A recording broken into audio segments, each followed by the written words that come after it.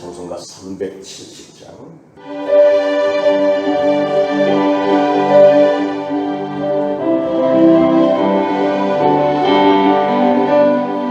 주 안에 있는 나에게 난 근심이 있으나 십자가 밑에 내 짐을 풀었네. 다시 한번 주 안에 있는 나에게, 주 안에 있는 나에게 난 근심이 십자가 밑에 내 짐을 풀었네. 주님을 찬송하면서 할렐루야 할렐루야 내 앞길 멀고 메고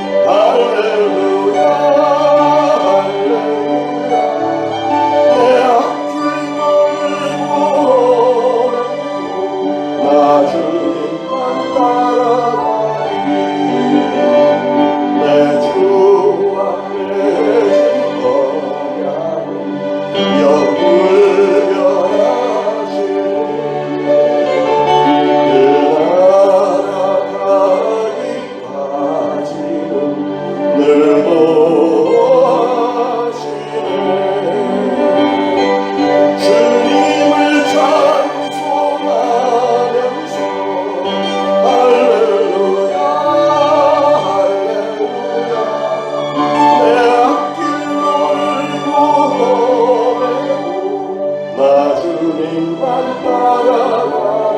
주님을 찬송하면서 주님을 찬송하면서 할렐루야 할렐루야 내 앞길 멀고 메고 나 주님만 따라가리. 나 주님만 따라가리. 나 주님만 따라가리.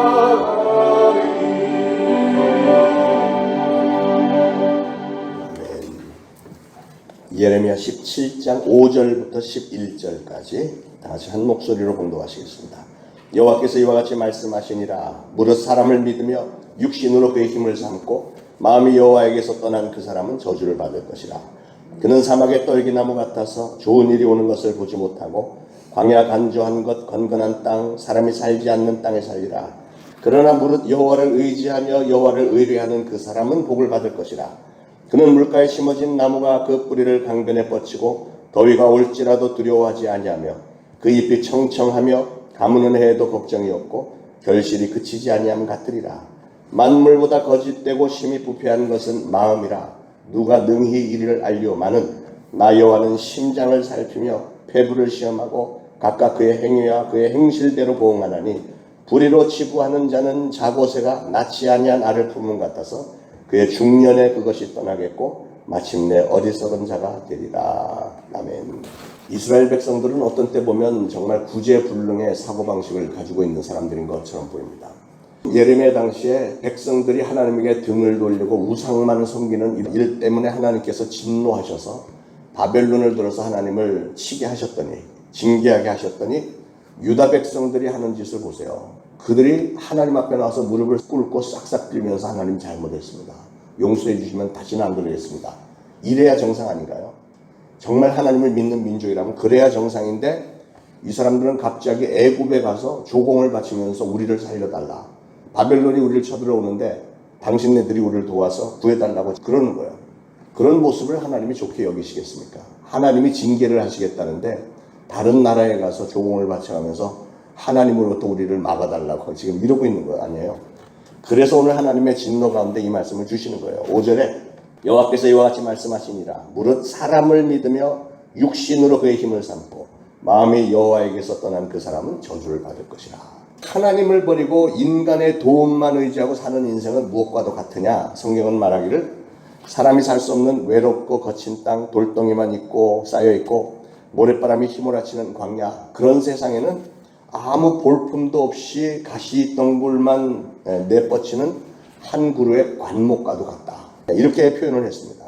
6절에 보니까 그는 사막에 떨긴 나무 같아서 좋은 일이 오는 것을 보지 못하고 광야 간조한 것 건강한 땅, 사람이 살지 않는 땅에 살리라.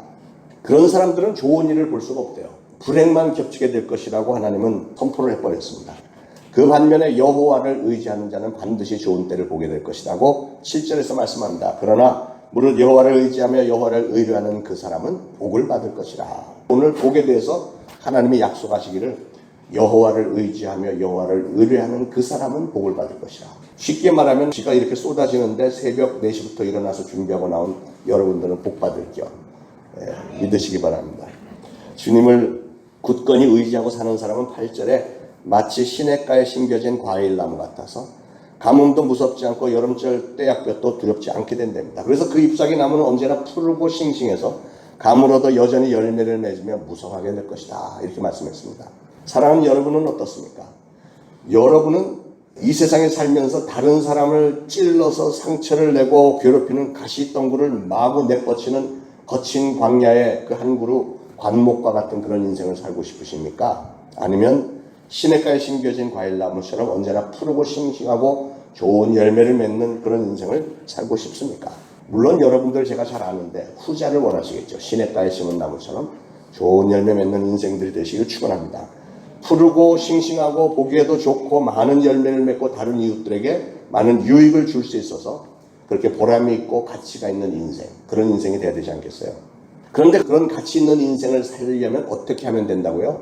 하나님만을 의지하렵니다. 하나님을 의지하래요. 사람을 의지하면 결국은 저주받을 인간이 돼버리고 말지만, 하나님을 의지하면 자기 자신에게 하나님의 축복이 임할 뿐 아니라 그런 한 사람 한 사람을 통해서 세상은 아름답게 만들어져 가는 겁니다.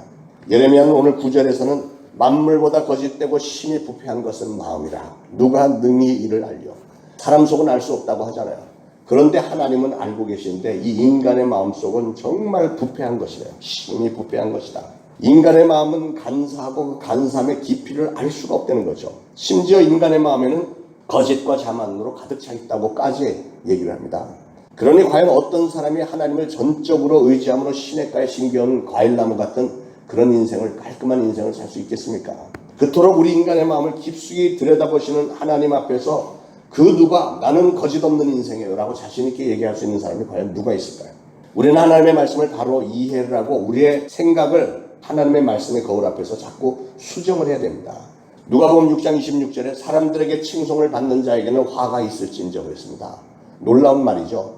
아니, 사람들에게 칭찬을 들으면 화가 있어. 그러면 사람들로부터 저주받으면 복이 있다는 얘기인가? 이렇게 오해를 할 수 있는 말씀이죠. 그런데 그 다음에 나오는 말씀에 뭐라고 했냐면 거짓 예언자들도 언제나 환영을 받았다. 진정한 예언자들, 하나님의 말씀을 전달했던 이사야나 예레미야 이런 사람들은 환영을 받지 못했어요. 너희는 왜 맨날 우리나라가 망할 거라고만 얘기하냐? 뭐 이런 얘기를 했는데 그건 하나님의 메시지를 전하는 거였는데, 그런데 거짓 예언자들은 아니에요, 모든 게 잘 될 거예요. 여러분이 뭐 이렇게 열심히 하나님의 말씀도 많이 외우고 뭐 이러는데 잘 될 거예요. 뭐 이렇게 거짓 예언자들은 칭송을 받았다는 거 아니에요. 그러니까 사람들의 평가가 항상 올바른 것은 아니다라는 얘기입니다. 쉽게 말씀드리면 여러분들이 다른 사람들이 나를 어떻게 생각할까? 이것에 관심을 두면서 살면 거짓된 행위를 할 염려가 많다는 거예요. 사람들에게 잘 보이기 위해서는 사람들은 수시로 거짓말을 한다는 거지. 그러므로 우리 인간들은 아무리 노력을 해도 하나님 앞에서는 죄인일 수밖에 없는 존재라는 것을 받아들여야 됩니다. 우리는 하나님의 너그러우신 그 용서와 보살핌이 있어야만 살아남을 수 있는 존재입니다. 태산이 아무리 높다 해도 하늘 아래는 그냥 조그만 봉우리에 불과하듯이 인간이 아무리 훌륭해도 하나님 앞에서는 사실은 죄가 많고 능력이 없는 부족한 존재들 아닙니까? 우리는 하나님 앞에서 광야에 있는 한 그루 볼품없는 가시나무와도 같은 존재가 아닌가 이런 생각이 들어요. 만약에 이 사실을 우리가 인정하지 않고 내가 세상에서 제일 잘 나갔어, 제일 잘났어, 이렇게 뽐내고 교만한다면 그 사람에게는 비참한 결과만이 주어질 거예요. 일시적으로는 사람들에게 칭송을 듣고 잘 나가는 것처럼 보일지 몰라도 결국은 하나님이 주관하시기 때문에 안 된다는 겁니다. 여러분, 우리 인간들은요, 부자가 아니어도 행복하게 살 수 있습니다. 부자가 돼야만 행복하게 살 수 있다는 것은 하나님의 뜻에 어긋나다는 말씀이에요. 우리 믿는 사람들의 인생의 목표는 이 땅에서 잘 사는 것이 아니고 저 천국에 우리의 소망이 있습니다. 이 땅에서 뭘 성취해서 자랑하고 싶은 그 생각, 사람들로부터 칭송을 받고 우쭐해지고 싶은 그것이 바로 우리 인간들이 인간을 의지한다는 증거가 됩니다. 반면에 하늘나라에서 받을 상급을 바라보고 열심히 주님의 뜻을 이루려고 하는 이런 믿음, 이게 바로 하나님을 의지하는 성도의 자세죠. 이 땅에서 자랑하거나 뽐내려는 생각을 가지면 결단코 우리는 하나님의 뜻을 이룰 수가 없습니다. 10절에 보니까 하나님은 각각 그의 행위와 그의 행실대로 봉하나니, 즉 사람이 행동한 것에 따라서 그대로 갚아주시겠다고 말씀을 하십니다. 하나님께서 우리 인간들에게 주신 소중한 것 중에 하나가 자유의지인데, 우리가 선택을 할 수 있는 그런 자유. 그런데 미련한 인간들이 그 주신 소중한 그 자유의지로 하나님을 배신하는 쪽을 늘 선택을 합니다. 그 결과로 영원한 가치인 영혼에 대해서는 소홀히 생각을 하고 썩어질 물건들을 중요시하고 이렇게 비참하게 된 우리 인간을 독생자 예수 그리스도를 하나님은 우리에게 보내주셔서 영원한 생명의 소망을 주셨습니다. 사랑하는 여러분, 저나 여러분들은 광야에 저런 볼품없는 가시나무나 바람에 날리는 겨와 같은 이런 인생들이 아니고요, 시냇가에 심겨진 과일나무와 같은 복된 심령들이 되어서 우리 자신은 물론이거니와 다른 사람들에게도 복이 되고 하나님께 영광 돌리는 가치가 있는 인생을 살아야 되겠습니다. 사람에게 날마다 필요한 것은 사람들의 위로보다는 하나님의 위로, 하나님의 능력이 더 필요하지 않겠어요? 우리 인간이 최고로 소중하게 여겨야 할 것이 바로 하나님의 위로와 하나님의 사랑입니다. 하나님의 위로와 사랑을 덧입고 깨달아야 그 인생들이 억지나 무슨 거짓이 아닌 하나님의 말씀, 순리를 따라서 살게 되는 거예요. 다시 말하면 하나님의 법도와 질서를 따라 사는 것이 진정 가치가 있고 진정 보람이 있는 그런 인생입니다. 사랑하는 여러분, 하나님의 관심보다 사람들의 칭찬에 관심을 두는 그런 생활을 이제는 청산하시고, 우리 하나님은 우리가 심는 대로 거두게 해주시는 하나님이라는 사실도 믿고 썩지 않을 영원한 가치에 열심히 뿌리시길 바랍니다. 그래서 저와 여러분의 평생에 아름다운 신앙의 열매들 많이 맺어지고 날마다의 삶이 보람있고 가치가 있고 힘이 나고 또 영원한 상급을 받는 저와 여러분들 되시기를 축원합니다. 기도하겠습니다. 하나님, 나라의 멸망 앞에서도 분별력 없이 애굽에게 손을 벌리고 의지했던 이스라엘 백성들 돌아보면서 하나님께서 통탄해 하시면서 진노하셨던 그런 모습을 봅니다. 오늘 우리 대한민국 여러 가지 어려운 상황 가운데서 저희들 사람들을 의지하기보다는 하나님을 의지하기를 원합니다.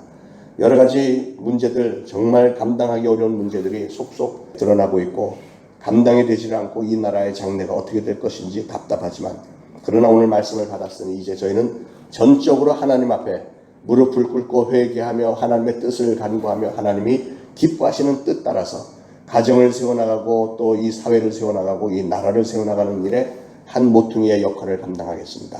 성령님께서는 하늘의 지혜를 주시고, 그래서 우리의 삶이 시냇가에 심겨진 귀한 과일나무들처럼 아름답고 정말 보람이 있는 인생의 열매를 많이 맺을 수 있도록 성령님 저희들의 평생에 함께 하시고 축복하옵소서. 예수 그리스도 이름으로 간절히 기도합니다. 아멘.